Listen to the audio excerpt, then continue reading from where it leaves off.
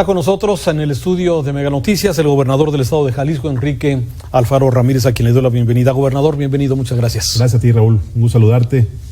Con sana distancia y todo. Sana distancia. Ya, nos daremos luego un abrazo. Claro, mucho gusto saludarte y felicidades por este nuevo proyecto. Sí, estamos contentos. Tenemos nuevas instalaciones aquí en el occidente del país, que bueno, ya habrá tiempo de hacer alguna inauguración claro, oficial, pero bueno, nos da gusto que ya estemos de alguna forma operando.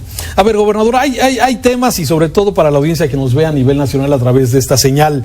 Sí, formas parte tú de esta alianza federalista. ¿Por qué los gobernadores se salen de la CONAGO? ¿Cuál fue la razón exactamente que ha ocurrido y que ha provocado que por lo menos 10 de ustedes formen esta alianza federalista? Porque la CONAGO había agotado su ciclo, porque la CONAGO, Raúl, se había convertido en un espacio para la simulación, en un espacio en el que lo único que se hacía era cumplir con los protocolos, sacarse una foto, y se había perdido la posibilidad de generar ahí un auténtico diálogo republicano. De lo que se trataba la CONAGO era justamente de que hubiera un espacio para platicar entre los titulares de los ejecutivos estatales y también platicar con el presidente de la República. Al presidente el formato de la CONAGO pues era muy cómodo. Escuchaba posicionamientos, nunca contestaba nada, nos decía sus discursos que oímos todas las mañanas y no se abría ningún espacio para reflexionar, ni mucho menos para debatir sobre las decisiones que se estaban tomando a nivel nacional y que afectan a los estados. Por ello estos 10 gobernadores dimos este paso. No tenía caso seguir simulando ahí, me parece que eso nada le sirve al país, y abrimos esta mesa de trabajo que es la Alianza Federalista, en la cual pues estamos tratando de levantar la voz para defender a nuestros estados. No hay que olvidar, Raúl, que desde un principio dijimos que no era un espacio para pelear con el presidente, no es un espacio que busca la confrontación, pero tampoco puede ser, insisto, un espacio para la simulación, para quedarnos callados con la cabeza agachada cuando estamos viendo cómo el Ejecutivo Federal está impulsando una visión centralista extrema que pareciera tener como propósito borrar a los gobiernos estatales y borrar las agendas locales, y que no se nos olvide que lo nacional se construye también desde lo local. No se puede construir esta visión del país ignorando de la manera que hoy sucede a los estados de la República. Claro. A ver, ha habido varios frentes. Yo quisiera, con el que hoy mismo en la mañanera el presidente le responde a los gobernadores de la alianza que, advierten que no están de acuerdo con la desaparición de los fideicomisos, y dice el presidente es que si los gobernadores están a favor de que existan los fideicomisos, es que están a favor de la corrupción. La simpleza del presidente asusta, Raúl, es ya preocupante. Haría 2 reflexiones básicas. De esos fideicomisos, ¿cuál gobernador maneja recursos o ha manejado recursos? Son fideicomisos que no pasan por las manos de los ejecutivos estatales. Tú no metes una sola mano a Nosotros no usamos ese dinero ni lo gastamos. Por ejemplo, cuando los gobiernos necesitamos recursos del FONDEM, el Fondo de Desastres Naturales, hacíamos una solicitud y quien aplicaba los recursos era el propio fideicomiso, no nosotros. Nosotros no estamos pidiendo dinero para poder usarlo en las cosas que nos interesan. Son fideicomisos de escala nacional que nada tienen que ver con los gobernadores en su manejo. Pero la segunda reflexión, esa es la primera, porque pues decir que nosotros somos los que estamos apoyando o fomentando la corrupción, pues son fideicomisos que le correspondía limpiar al presidente de la República. La segunda pregunta que yo hago es justo esa. ¿Por qué habla el presidente de corrupción en estos fideicomisos si no hay una sola denuncia presentada contra nadie?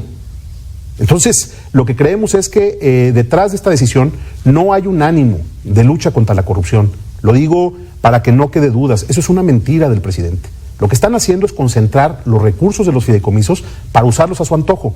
Lo que hicieron fue una reforma que establece en el artículo cuarto transitorio que los recursos de esos fideicomisos pasan a ser lo que en la ley de ingresos se llama aprovechamientos, y eso automáticamente los convierte en recursos excedentes de libre disposición. Es decir, en lugar de usarlos para los fines para los que estaban destinados, ahora el presidente tiene una bolsa de recursos que puede usar para lo que se le antoje. Esa es la decisión del presidente.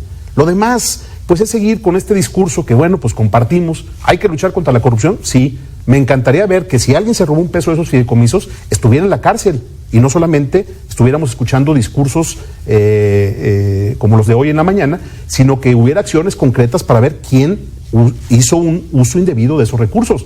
Hasta ahora no sabemos de qué se trate. Pero lo segundo es, nosotros lo que estamos planteando al presidente es que se revisen los fideicomisos, que se depuren, que se arreglen, que paguen las consecuencias de sus actos quienes hayan cometido actos de corrupción, pero que no se deje sin dinero al Fondo de Desastres Naturales, a todos los fideicomisos para ciencia y tecnología, que no dejemos desvalijada la agenda, por ejemplo, ambiental. Están desvalijando el fondo para el tema de cambio climático, entre otras muchas cosas, que es verdaderamente un acto de irresponsabilidad del Ejecutivo Federal. Y hay que recordar una cosa, estos fideicomisos son parte del patrimonio de la nación, no es el patrimonio del gobierno de la República. Hay fideicomisos a los que los estados también aportamos recursos. Hasta ahora nadie ha explicado cómo se va a resolver este problema, más allá de decir, no hombre, está garantizado el dinero sí, que va a llegar directamente.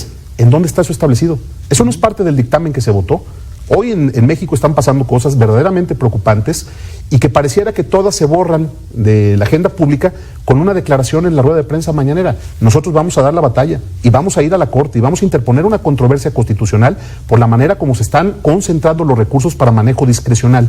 Y vamos a ver qué hace la Corte, que también hoy es un poder público que está en la mira, que está en debate público sobre el sano equilibrio de los poderes, y esperamos que la Corte actúe a la altura del reto que tiene enfrente y que podamos verdaderamente corregir este despropósito, que es uno más de los muchos excesos y abusos que están dentro de la propuesta del presupuesto para el próximo año, particularmente el golpe que va a significar para los estados, la reducción en participaciones y aportaciones que a la que nos están sometiendo de parte de la Federación. Es un momento muy crítico del país, es un momento en el que quedarnos callados, nos convertiría en cómplices por omisión, porque este golpe a los estados es a todos los estados del país.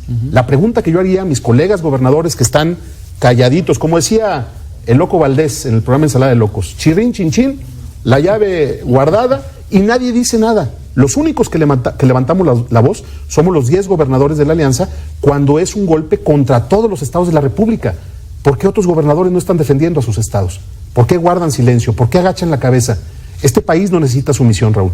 No necesita tampoco confrontación, ni es nuestro ánimo, pero tampoco podemos quedarnos callados ante los abusos que se están cometiendo, particularmente en este ejercicio del presupuesto 2021.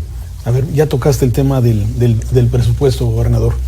En el caso de Jalisco, se ha denunciado que dentro del proyecto del paquete económico que presentó el gobierno federal y que está en análisis por parte de los diputados, de los legisladores, es una reducción hasta de 5,000 millones, si no me equivoco, para Jalisco. 9,000 millones. 9,000 millones, sí. A ver, esto a veces para el ciudadano de a pie se ve lejano. Claro. Danos ejemplos de esos 9,000 millones, en qué cosas no vamos a tener disponibles si es que se aprueba así el presupuesto para el 2021. Una de las cosas que ha dicho el presidente de manera recurrente es que si los gobernadores queremos que el presupuesto rinda, tenemos que ahorrar, lo cual pues a todos nos parece correcto, yo creo que suena muy bien el mensaje, pero lo que no dice el presidente es que los recursos que nos están quitando nada tienen que ver con los gastos de los gobernadores. El dinero que estamos pidiendo no es para viajes, para comidas, para viáticos, no. El dinero que nos están quitando, déjame poner algunos ejemplos.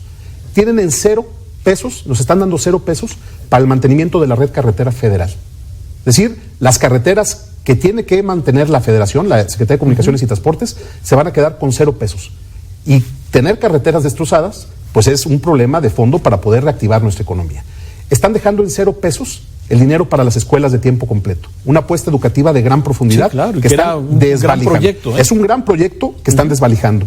Están dejando en 0 pesos el Fortaseg, el fondo con el cual era el único recurso que tenían los municipios para poder fortalecer sus policías municipales. Es decir, sigue la apuesta a la militarización del país en lugar de fortalecer a las policías locales, que son las que al final de cuentas tendrían que estar en un proceso de reconstrucción mucho más profundas. Tienen una serie de recortes en aportaciones y participaciones federales, que es, por ejemplo, de donde sale el subsidio, la parte estatal, el subsidio para la Universidad de Guadalajara. Es de donde el Estado paga la parte que le corresponde del sueldo de los maestros. Es de donde nosotros podemos financiar los grandes, están sin recursos, los grandes proyectos que Jalisco puso sobre la mesa de la Federación como las apuestas de mediano plazo para reactivar nuestra economía. Pongo casos muy concretos. El presidente dijo se va a hacer la línea 4. Se comprometió públicamente, muchas veces. La línea 4 no trae un peso etiquetado para el año próximo. El presidente de la República se comprometió a que íbamos a terminar el proyecto del Peribús, que estamos haciendo también con recursos estatales. Este año nos deben todavía el dinero del Fondo Metropolitano, que por cierto es uno de los fideicomisos que están desapareciendo. Nos deben 750 millones de este año y el año próximo tendrán que tener 750 más y no trae un peso etiquetado. Estos son algunos ejemplos que necesitamos que la gente entienda, que no es el gobernador defendiendo el dinero del gobierno, es el dinero del pueblo de Jalisco. Están atacando a nuestro Estado y están atacando a todas las entidades de la República y violentando los principios federalistas que le dan cohesión y sentido a la idea de la nación, Raúl. Es muy grave lo que está pasando. Y el presidente, pues lo que ha hecho es, en las mañaneras, minimizar el tema, decir, no, hombre, les damos lo que les corresponde por ley, los gobernadores tienen que ahorrar y tienen que ser muy cuidadosos en el manejo del dinero. Le decimos que a todo que sí, pero no puede seguirnos dando menos de lo que nosotros tenemos que recibir por ley. Insisto, el truco de que la fórmula se está aplicando y que nos mandan lo que nos toca, es verdaderamente un abuso, porque lo que hicieron fue pues reducir la bolsa participable y, por ejemplo, los dineros de estos fideicomisos que están desapareciendo no son parte de lo que se distribuye a las entidades federativas. No podemos nosotros seguir tolerando que estados como Jalisco, que son los que llevan en el lomo, en los hombros, mucho de la reactivación económica, estemos sin los apoyos más elementales para poder cumplir con nuestra responsabilidad. Fíjate este dato. En los últimos 2 meses, Jalisco generó más de 26,000 de los empleos que se han ido recuperando en este país. Somos el segundo estado a nivel nacional que más empleos está generando en todo este proceso de reactivación económica. Y con este castigo que nos está dando la Federación, quitándonos dineros para carreteras, para escuelas, para hospitales, pues nos está deteniendo en nuestro ánimo y en nuestro propósito de ser una locomotora de la recuperación de nuestra economía. Eso es lo que estamos peleando. Por eso no podemos permitir que el debate se lleve hacia el terreno simplón al que el presidente pretende centrar la discusión con declaraciones como la de hoy en la mañana, que lo único que hacen, insisto, es demostrar que no se está atendiendo con seriedad el planteamiento que nosotros, con respeto y con formalidad, pusimos sobre la mesa del gobierno federal para ser escuchados. A ver, hace rato mencionabas a los gobernadores que están calladitos. ¿Te acuerdas cuando hubo la falta de gasolina aquí en el occidente del país? Tú saliste a alzar la voz de los primeros agravios que hubo a cortar la gasolina para el occidente del país, especialmente Guadalajara, casi 20 días. Casi un poquito más de 20 días. Así es. Sí. Y este ha sido un estiro y afloje. O sea, de repente vas a Palacio Nacional, te recibe el presidente, te pasea por los... y parece que se endereza, digamos, esa relación. Pero al rato viene Gatell y nos pone, y no te gusta que nos ponga en un semáforo que no sientes tú que es el que nos corresponde. Y así ha sido. ¿Cuál es la solución? ¿Qué es lo que va a pasar en los próximos? Estamos en el segundo año del gobierno del presidente y de tu segundo año como gobernador de Jalisco. No sé si hay una solución, porque esa ha sido la historia, como la describes. Cuando con el presidente se genera un espacio para el diálogo, yo siempre he tenido con él una relación de respeto. Nos hablamos de frente y nos decimos lo que nos tenemos que decir, pero siempre con respeto. Y avanzamos siempre en cosas. Pero cuando las cosas van al terreno de los secretarios, cuando se tienen que aterrizar los acuerdos, nunca pasa nada. Así estamos hoy. O sea, no son ejecutivos. Yo no sé quién acompaña al presidente en la enorme responsabilidad de gobernar este país. Yo no sé cómo su equipo le ayuda. Yo no sé por qué hay ese menosprecio, insisto, por las autoridades locales. Nosotros también fuimos electos, igual que él, de manera democrática, por el voto mayoritario del pueblo de Jalisco. Lo que no puedo entender es cómo funcionarios, pues como el que mencionas, el señor López-Gatell, entre otros muchos más, tienen ese desprecio por los estados y por la agenda de lo local. Ellos piensan que las decisiones se toman en un escritorio en la Ciudad de México sin voltear a ver lo que está pasando. Eso explica por qué a los estados nos dejaron solos en medio de la emergencia sanitaria, sin ningún peso de apoyo, sin ningún respaldo de nada. Parecía que estábamos luchando durante todos estos 7 meses contra el virus y aparte contra los funcionarios del gobierno federal. Esa ha sido la historia. Llevamos 2 años de batallar, Raúl. Tú lo decías ahorita con la gasolina. Hay que recordar la historia de los superdelegados al inicio, el primer recorte presupuestal, luego nos dejaron 1 mes sin gasolina, y te puedo platicar cómo ha sido la historia de estos 2 años, y la verdad es que creo que también de nuestra parte ha habido muchas muestras de que queremos ayudarle al presidente. Yo no quiero pelear con López Obrador, al contrario, quisiéramos ayudarle a sacar adelante este país, porque también, o más bien, igual que como somos jaliscienses, somos mexicanos, pero lo que es muy difícil es estar en este ejercicio permanente de descalificación, insisto, de reducir las cosas a su expresión más simple para poder seguir construyendo un discurso que me parece está más pensado en el proceso electoral que en la necesidad de recuperar y de sacar adelante a México. Lo que yo le digo al presidente una vez más, y lo hago de frente a estas cámaras y a quienes nos ven, es que queremos construir un acuerdo para que México camine y salga adelante. No queremos pelear, pero ¿te parece que es inapropiado, que es un exceso, que los gobernadores le digamos al presidente, no necesitamos que nos dé más el año pasado, pero cuando menos no nos quite dinero de lo que recibíamos en un año como el que acabamos de vivir, en el que además los estados tuvimos que pagar el costo de la emergencia sanitaria. O sea, Jalisco, nada más como ejemplo, tuvo que pagar este año 3,500 millones de pesos para atender la emergencia que no teníamos presupuestados. Y si el año próximo nos quitan 9,000, pues ¿cómo vamos a poder hacer nuestro trabajo, Raúl? Lo que estamos diciéndole al presidente es, tenemos que construir un acuerdo serio. No se trata de estirar la mano y pedir más.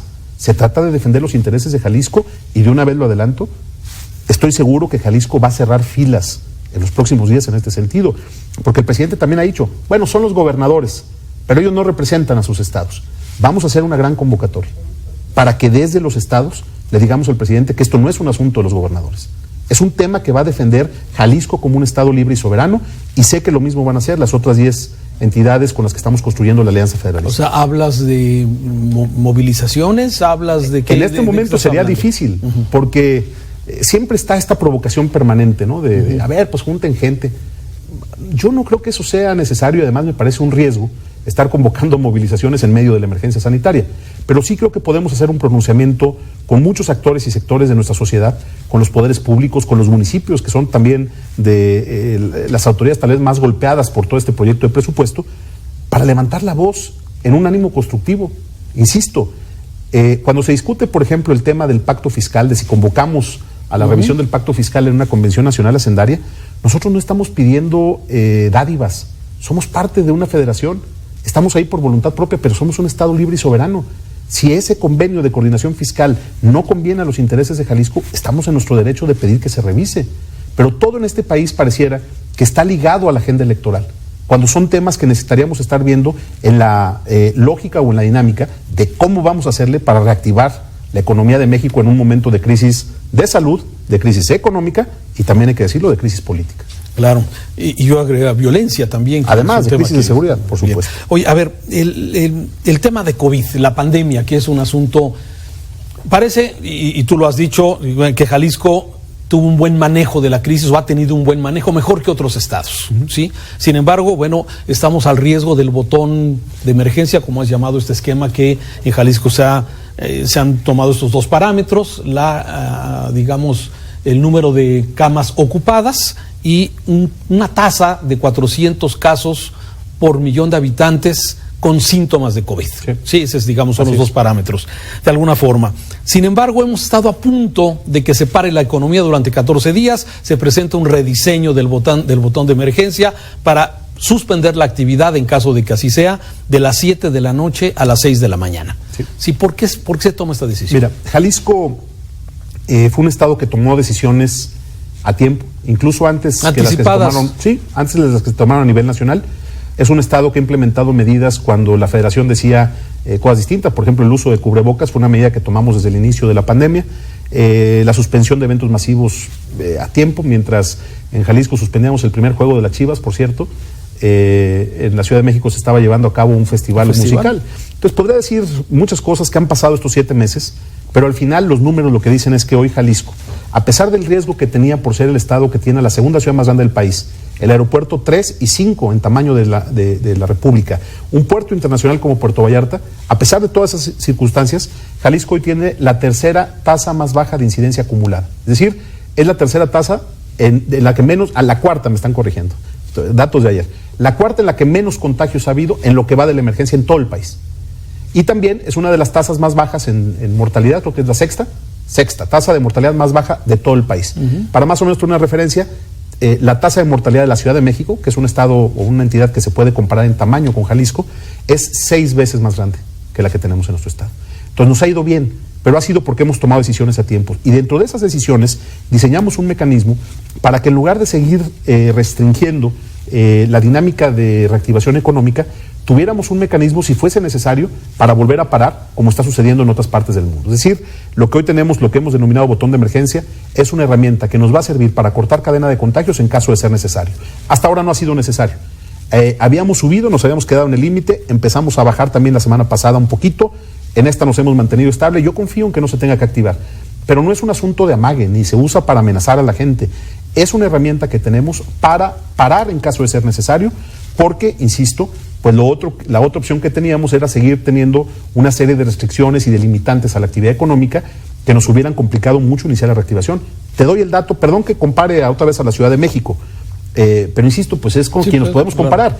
La Ciudad de México en el mes de agosto y septiembre perdió algo así como 7,500 empleos. Todavía, estos 2 meses, la Ciudad de México sigue perdiendo empleos. Jalisco ya generó 26,000 empleos en estos mismos 2 meses. Esa es la diferencia entre haber tomado las decisiones a tiempo y no tomarlas. Esa es la diferencia entre asumir lo que es la responsabilidad del gobierno y entender que decisiones como estas que tenemos que tomar a veces, pues no son por gusto o por voluntad, no son decisiones para el aplauso, son decisiones para cuidar la vida y la salud. En Jalisco cuidamos la vida y la salud de los jaliscienses y hoy estamos en proceso de reactivar nuestra economía. Espero no tener que llegar a ese momento en el que se tuviera que volver a hacer una pausa. Depende de la gente, ya no depende del gobierno, eso es importante también saber. Claro. Depende de que la gente entienda que no podemos andar en la calle como si nada. Si logramos recuperar esa dinámica y esa disciplina, que fue lo que nos permitió salir adelante, vamos a poder salir de y vamos a evitar el botón de emergencia. ¿Por qué se pararía la economía en la noche, de 7 a 6 de la mañana durante 14 días? Fue una propuesta de la Mesa de Reactivación Económica, porque originalmente la propuesta del botón era parar todo, así es, sin sí, horarios. Para tratar de afectar lo menos posible a la actividad económica, se decidió establecer el horario nocturno, es decir, de lo que se trata es de que dejen de salir a la calle, la gente que va a actividades recreativas de paseo o echarse un vino.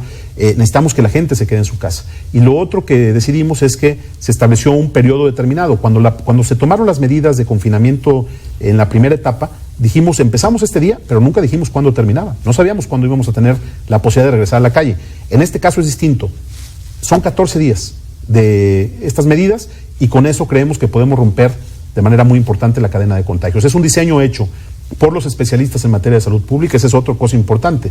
No son ocurrencias mías, no se trata de que yo imponga mi criterio o mi visión, son las recomendaciones que se han dado en la Mesa de Salud con las adecuaciones que propuso la Mesa de Reactivación Económica para amortiguar el impacto que pudiera tener el enorme esfuerzo de recuperación que estamos haciendo en el terreno económico. La reconversión de hospitales que se hizo en Jalisco, dices que no hubo recursos federales, no, fue todo recursos estatal.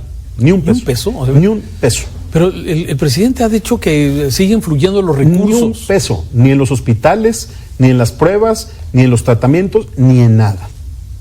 Ni siquiera en los apoyos especiales para poder, en los apoyos que tuvimos que dar a las personas que perdieron su trabajo, a las micro y pequeñas empresas que ayudamos, en la entrega de despensas.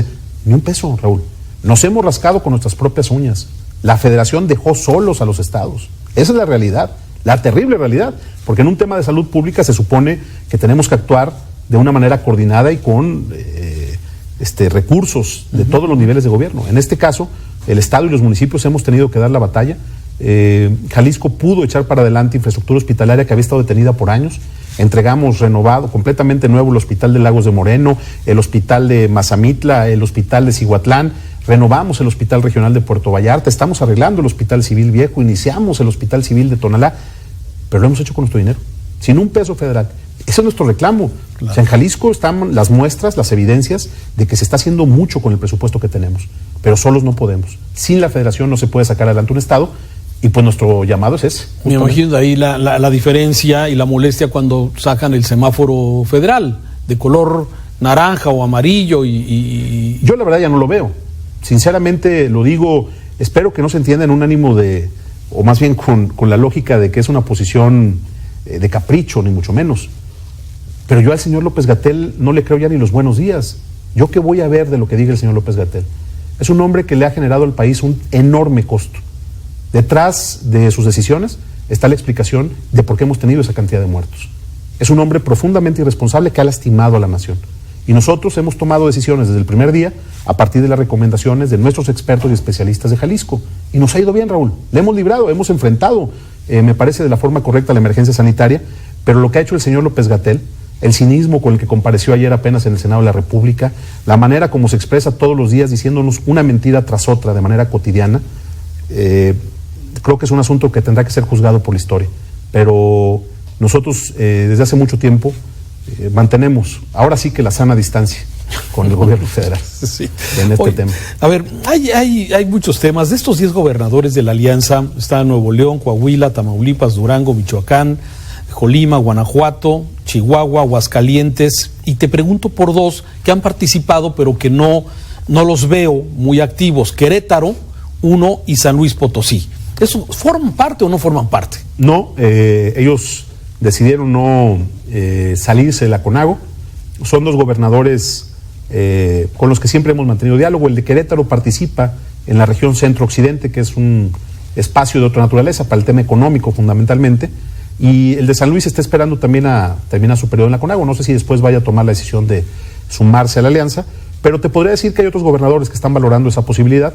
Pero esto no es un asunto como de competencia, no queremos competir con la CONAGO. Lo único es que aquí vamos a tener una dinámica de trabajo en la que siempre vamos a defender los intereses de nuestros estados. Nosotros no vamos a seguir colaborando con esta visión o con este ánimo de sometimiento que desafortunadamente algunos gobernadores, colegas, pues han asumido como su manera de actuar. Yo no comparto esa visión y lo digo con respeto, sin meterme en broncas con ellos, pero si ellos quieren seguir asistiendo a reuniones para solamente aplaudirle al presidente en lugar de para debatir, discutir y construir acuerdos por el bien del país, allá ellos, cada quien que haga lo que considere. Para muchos ciudadanos esto también es política, gobernador. Todo lo es. Todo es política, tienes toda la razón, pero hay protagonismos dentro de esta alianza. Está el gobernador de Chihuahua, tú eres un hombre protagonista. ¿Estás con esto? ¿Piensas cosechar a futuro algo más adelante? O sea, ¿estás construyendo algo? Y te lo pregunto directo. Sí. O sea, ¿estás construyendo una candidatura para el 2024? Bueno, y lo contesto en los mismos términos directos, pero antes una cosa. En efecto, todo esto es política, pero la política no es una actividad que tenga que entenderse en un ánimo negativo o con una connotación negativa. No es politiquería, que es distinto. Es política porque estamos nosotros convencidos de que ese es el instrumento con el cual podemos incidir y transformar lo que el rumbo que está llevando México. Estamos haciendo política. Yo soy político, lo digo con mucho orgullo, pero soy gobernante también de un estado. Entonces, bajo esa lógica, lo que estamos haciendo tiene que ver con una agenda fundamentalmente de gobierno, no de carácter electoral. Esa es una cosa que creo que hay que dejar en claro. Espero que todos los actores asuman ese compromiso y en concreto sobre la pregunta que me haces, lo digo con toda apertura. Yo no tengo interés de ser candidato nunca más en mi vida, a nada. Yo ya cumplí con mi objetivo, yo ya soy gobernador de mi estado, ese era mi propósito profesional, mi objetivo profesional, y me parece que los gobernadores que empiezan a construirse ideas de convertirse en presidenciables, descuidan su trabajo y terminan equivocándose. Yo no tengo interés en ser candidato, ni me preocupa en lo más mínimo el tener una aspiración política. Me importa y me voy a concentrar en ser un actor, creo, espero, importante en la definición del rumbo que va a tomar el país, pero no como candidato. No me interesa ser candidato. Desde Jalisco y desde Movimiento Ciudadano se está orquestando de alguna forma las candidaturas de MC. Finalmente, bueno, tú eres un gobernador de Movimiento Ciudadano, un hombre cercano a ti como Clemente Castañeda, actualmente el coordinador, Dante, de alguna forma, que es alguien que trabajaron juntos en este asunto. Se están construyendo candidaturas para algunos estados, pero si quieres déjame ir una pausa que me están pidiendo y regresamos de inmediato. Vale. Estamos platicando con el gobernador de Jalisco, Enrique Alfaro, sobre Alianza Federalista y futuro de algunos de ellos. Una pausa.